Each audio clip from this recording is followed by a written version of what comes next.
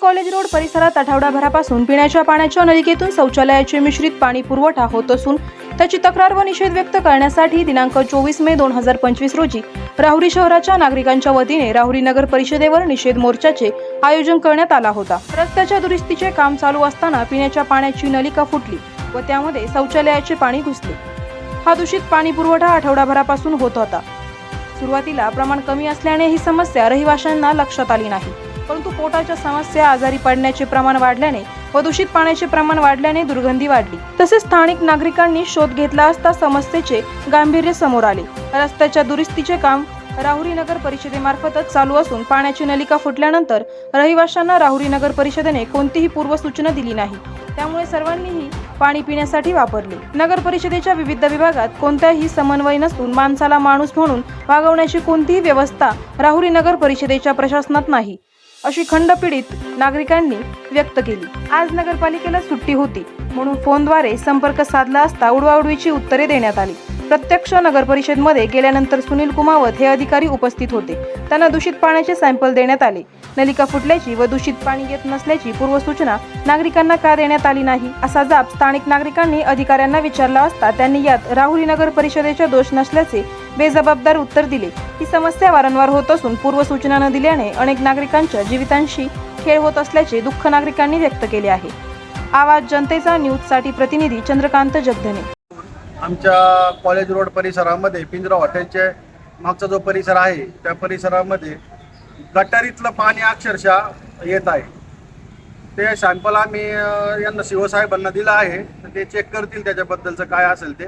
पण त्यांनी आमचं असं म्हणणं आहे की जर गटारीचं पाणी जे काम चालू होतं, जे गटारीचं पाणी आमच्याकडे जे आलं पिण्याच्या पाण्याच्या याच्यामध्ये, तर त्यांनी आम्हाला सुरुवातीला याची पूर्वसूचना किंवा पूर्वकल्पना फोनद्वारे म्हणा किंवा नगरपालिकेचा कर्मचारी पाठवून यांनी आम्हाला द्यायला पाहिजे होती, तर त्यांनी ते दिली नाही।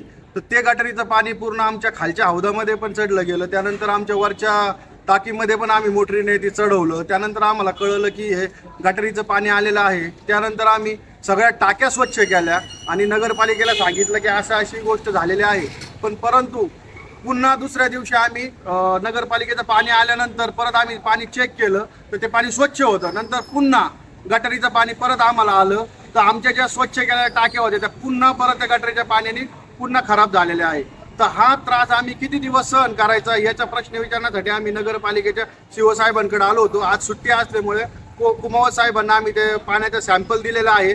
याच्यावर लवकरात लवकर कार्यवाही व्हावी आणि आम्हाला स्वच्छ पाण्याचा पुरवठा व्हावा यासाठी आम्ही त्यांच्याकडे विनंती आवाहन करण्यासाठी आलेलो आहे।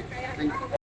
2 दिवसापासून आमच्या रहिवासी भागामध्ये कॉलेज रोडच्या मधून टेकरी आणि पिंजरा हॉटेलच्या मागच्या परिसरामध्ये आम्ही सर्व राहणारे रहिवासी येथे नगरपालिका प्रशासनाला गढूळ झालेलं जे पाणी आम्हाला आलेलं होतं तिथे दाखवायला आलेलं होतं। सदर पिण्याच्या पाणी पुरवठ्याच्या लाईनमध्ये ड्रेनेजचं सर्व घाण पाणी आलेलं आहे आणि त्या पाण्यामधून विविध प्रकारचे आजार आमच्या परिसरामध्ये पसरण्याची शक्यता आहे। आणि अशा स्वरूपाची सूचना फोनद्वारे संबंधित कर्मचाऱ्यांना दिली असता त्यांनी उडवडीची उत्तरं दिली आणि नगरपालिका प्रशासनाची ही चूक नाही आणि ती जबाबदारी आमची नाही अशा प्रकारची जबाबदारी झटकण्याचे वक्तव्य केली। त्याचा तीव्र स्वरूपात आम्ही सर्व ग्रामस्थ इथला निषेध व्यक्त करतो आणि तात्काळ आमच्या परिसरामध्ये स्वच्छ पिण्याचा पाणी पुरवठा व्हावा अशी नगरपालिका प्रशासनाला विनंती करतो। त्या भूमिगत गटार योजनेमुळे पाईपलाईन फुटली होती, त्यामुळे गढूळ पाणी ते पाईपलाईन मध्ये गेलं, तरी नागरिकांना पिण्यासाठी फायर फायटरने व्यवस्था करण्यात येईल। कधी चालू होणार ते? उद्या होईल ना चालू। आणि लोकांना पाणी कसं पोच करणार तुम्ही? फायर फायटरने उद्या पाणी देतो ना, पोच करतो फायर फायटर। करायचं आहे लाईव्ह कार्यक्रम किंवा आहे कसले आंदोलन, जनसामान्यपर्यंत पोहोचेल आपला हक्काचा आवाज, आवाज जनतेचा।